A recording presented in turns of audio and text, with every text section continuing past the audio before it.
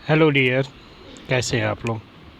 आज हम लोग कक्षा 7वीं के बसंत का पाठ 3 कठपुतली पढ़ेंगे। उसके शब्दार्थ, व्याख्या, पठित पद्यांश एवं प्रश्नोत्तर को भी जानेंगे। इस कविता में कठपुतलियाँ स्वयं अपनी स्वतंत्रता की इच्छा को व्यक्त कर रही हैं। उनकी समझ स्वतंत्रता को साकार बनाने वाली चुनौतियाँ हैं। धागे में बंधी हुई कठपुतलियाँ पराधीन हैं। इन्हें दूसरों के इशारे पर नाचने से दुख होता है। दुख से बाहर निकलने के लिए एक कठपुतली विद्रोह कर देती है। प्रस्तुत कविता भवानी प्रसाद मिश्र द्वारा लिखित है। कठपुतली ठीक इस तरह से नचाया जाता है। कठपुतली गुस्से से बोली, ए धागे क्यों हैं मेरे पीछे आगे। इन्हें तोड़ दो, मुझे मेरे पाँव पर छोड़ दो। कविता को तुकांत बनाने के लिए, लयबद्ध बनाने के लिए अंतिम अक्षर जो होता है उसे एक जैसे रखते हैं, जैसे ली गे दो। तो इसे इस तरह पढ़ेंगे। कठपुतली गुस्से से उबली, बोली ए धागे क्यों हैं मेरे पीछे आगे। इन्हें तोड़ दो, मुझे मेरे पाँव पर छोड़ दो। शब्दार्थ, कठपुतली काठ से बनी पुतली जो सदा दूसरे के इशारे पर नाचती है। गुस्से से उबलना मुहावरा भी है, अत्यधिक क्रोधित होना, क्रोध आना। पाँव पर छोड़ दो मतलब आत्मनिर्भर होने दो, यह भी मुहावरा है। पाँव पर छोड़ दो, आत्मनिर्भर होने दो। संदर्भ, प्रस्तुत पद्यांश हमारी पाठ्यपुस्तक बसंत 2 के कठपुतली नामक पाठ से लिया गया है। इसकी रचयिता भवानी प्रसाद मिश्र जी हैं। तो इस तरह से हम संदर्भ लिखेंगे, क्योंकि किसी की भी व्याख्या लिखनी हो तो उसके पहले उसका संदर्भ जरूर लिखते हैं। व्याख्या देखिए। कवि कहता है कि धागों में बंधी कठपुतली को अपनी स्वतंत्रता पर गुस्सा आ जाता है। उसे दूसरों के इशारे पर नाचने से दुख होता है। वह कहती हैं कि उसके आगे पीछे धागे क्यों बंधे हैं। वह इन्हें तोड़ देने का आग्रह करती हैं और अपने पैरों पर खड़ा होना चाहते हैं। इस तरह से इसे पूरा आप लिख लेंगे और एक दो बार पढ़ेंगे तो आपको अच्छी तरह से समझ में आ जाएगा।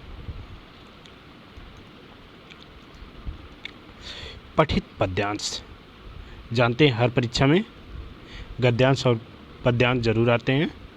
तो ये पठित जो पढ़ा गया है वह पद्यांश है। कठपुतली गुस्से से बोली ये धागे क्यों हैं मेरे पीछे आगे। इन्हें तोड़ दो, मुझे मेरे पाँव पर छोड़ दो। प्रश्न आया, कठपुतली शब्द का क्या अर्थ है। पीछे पढ़े हैं, उत्तर आप कमेंट में लिखते जाइए। ऑप्शन जैसे काठ की पुतली, कट हुई पुतली, गांठ की पुतली, काठ की गुड़िया। तो जो सही ऑप्शन है काठ की पुतली। कठपुतली का जीवन कैसा है। धागों से बंधा है, स्वतंत्रता का है, दूसरे के हाथों में है, दिए गए सभी। तो उत्तर क्या होगा, दिए गए सभी। कठपुतली गुस्से से क्यों उबल पड़ी। वह स्वतंत्र होना चाहती थी, भाग जाना चाहती थी, स्वतंत्रता से परेशान थी। इनमें से कोई नहीं। ध्यान से पढ़ेंगे उत्तर आ जाएगा। क्या होगा उत्तर, स्वतंत्रता से परेशान थे।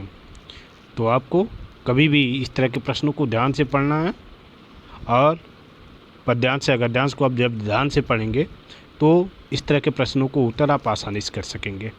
कठपुतली को किस बात का दुख था। हरदम नाचने का, दूसरों के इशारे पर नाचने का, धागे से बंधने का, धागे खींचने का। क्या था, दूसरों के इशारे पर नाचने का।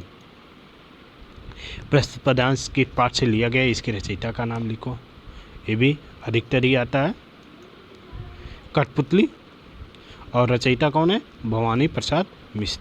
तो इस तरह से आप एक दो बार अभ्यास करेंगे तो हर परीक्षा में जो भी इस तरह के प्रश्न आएंगे उसके उत्तर देने में आप समर्थ होंगे। कठपुतली। सुनकर बोली और कठपुतलियाँ कि हाँ बहुत दिन हुए हमें अपने मन की छंद छुए। मगर पहली कठपुतली सोचने लगी, एक कैसी इच्छा मेरे मन में जगी। सुनकर बोली और कठपुतलियाँ कि हाँ, बहुत दिन हुए हमें अपनी मन की छंद छुए। मगर पहली कठपुतली सोचने लगी, एक ऐसी इच्छा मेरे मन में जगी। इस तरह से आप पढ़ेंगे शब्दार्थ और मीन्स और दूसरी। मन की छंद सुना, मन की पुकार, इच्छा मीन्स चार। तो इस तरह से आप शब्दार्थ इसका देखेंगे। व्याख्या, जब एक कठपुतली ने स्वतंत्र होने की बात कही तो सभी कठपुतलियों के मन में यह विचारधारा उमड़ जाती है कि बहुत समय बीत गया, अपने मन से कुछ नहीं किया। वे सभी स्वतंत्र होना चाहती हैं। यह सब सोचकर तो अच्छा लगता है, परंतु पहली कठपुतली पर जब सबकी स्वतंत्रता की जिम्मेदारी आती है तो वह सोच में डूब जाती है कि क्या स्वतंत्र होना उचित होगा, क्या हम ऐसा करने पर खुशी से रह पाएंगी, क्या मनचाहा जीवन जी सकेंगी। वह सबकी जिम्मेदारी अपनी समझती है, इसलिए सोच समझकर कदम उठाना चाहती है। इस तरह से आपको इसका व्याख्या लिखेंगे। तो कविता का अब कविता लिखेंगे, शब्दार्थ और व्याख्या ऐसे आप लिखेंगे और एक दो बार पढ़ेंगे तो इस तरह के उत्तरों को देने में आप समर्थ होंगे। पाठ्य पुस्तक के प्रश्न अभ्यास कविता से सबसे कोई भी कहानी या कविता पढ़ रहे हैं तो पहला जो भाग होता है कविता से, कहानी से, तो ये सब प्रश्न आपकी परीक्षा में जरूर आते हैं। कठपुतली को गुस्सा क्यों आता है, महत्वपूर्ण प्रश्न है। कठपुतली को सदा दूसरों के इशारे पर नाचने से दुख होता है। वह स्वतंत्र होना चाहती है, अपने पाँव पर खड़ा होकर आत्मनिर्भर बनना चाहती है। धागे में बंधना उसे पराधीनता लगता है, इसलिए उसे गुस्सा आता है। इस तरह से आप इसका उत्तर देंगे। कठपुतली को अपने पाँव पर खड़ी होने की इच्छा है, लेकिन वह क्यों नहीं खड़ी होती है। कठपुतली स्वतंत्र होकर अपने पाँव पर खड़ी होना चाहती है, लेकिन खड़ी नहीं होती क्योंकि उस पर क्या होता है, सभी कठपुतलियों की स्वतंत्रता की जिम्मेदारी आती है। तो वह डर जाती है, उसे ऐसा लगता है कि कहीं उसका उठाया गया कदम सबको मुश्किल में न डाल दे। इस तरह से इसका उत्तर होगा। पहली कठपुतली की बात दूसरी कठपुतलियों को क्यों अच्छी लगी। जब पहली कठपुतली ने स्वतंत्र होने के लिए विद्रोह किया तो दूसरी कठपुतलियों को भी यह बात बहुत अच्छी लगी, क्योंकि बंधन में रहना कोई पसंद नहीं करता। वे भी बंधन में दुखी हैं, वे भी बंधन में दुखी हो चुकी थी, लेकिन ऐसा संभव न हुआ। इस तरह से इसका उत्तर होगा। प्रश्न 4, पहली कठपुतली ने स्वयं कहा कि ये धागे क्यों हैं मेरे पीछे आगे, इन्हें तोड़ दो, मुझे मेरे पाँव पर छोड़ दो। तो फिर वह चिंतित क्यों हुई कि एक कैसी इच्छा मेरे मन में जगी। नीचे दिए गए वाक्यों की सहायता से अपने विचार व्यक्त कीजिए। उसे दूसरी कठपुतलियों की जिम्मेदारी महसूस होने लगी। उसे शीघ्र स्वतंत्र होने की चिंता होने लगी। वह स्वतंत्रता की इच्छा को साकार करने और स्वतंत्रता को हमेशा बनाए रखने का उपाय सोचने लगी। वह डर गई क्योंकि उसकी उम्र कम थी। इन्हीं सबसे मिलते जुलते आपको उत्तर लिखने हैं। जैसे धागों में बंधी कठपुतलियाँ दूसरों के इशारे पर नाचना ही उनका जीवन मानती थी, लेकिन एक बार एक कठपुतली ने विद्रोह कर दिया।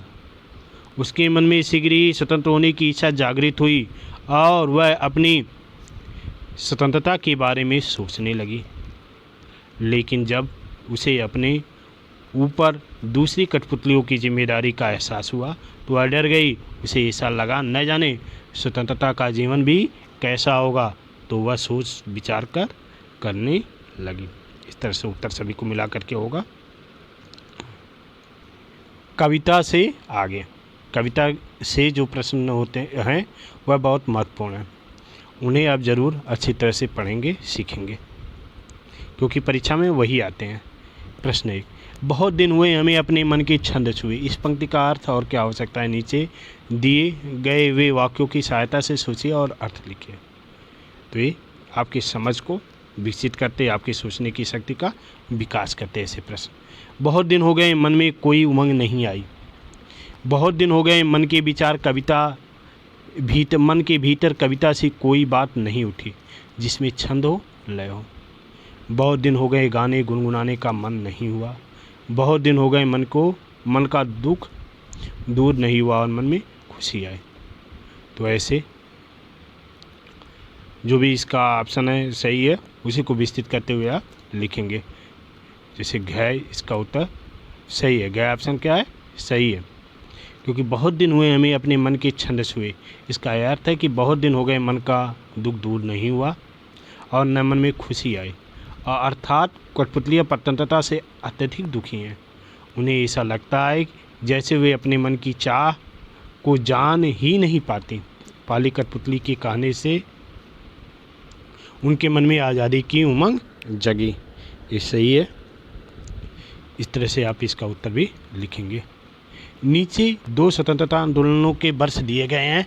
इन दोनों आंदोलनों के 2 स्वतंत्रता सेनानियों के नाम लिखे। सन 1857 और सन 1942।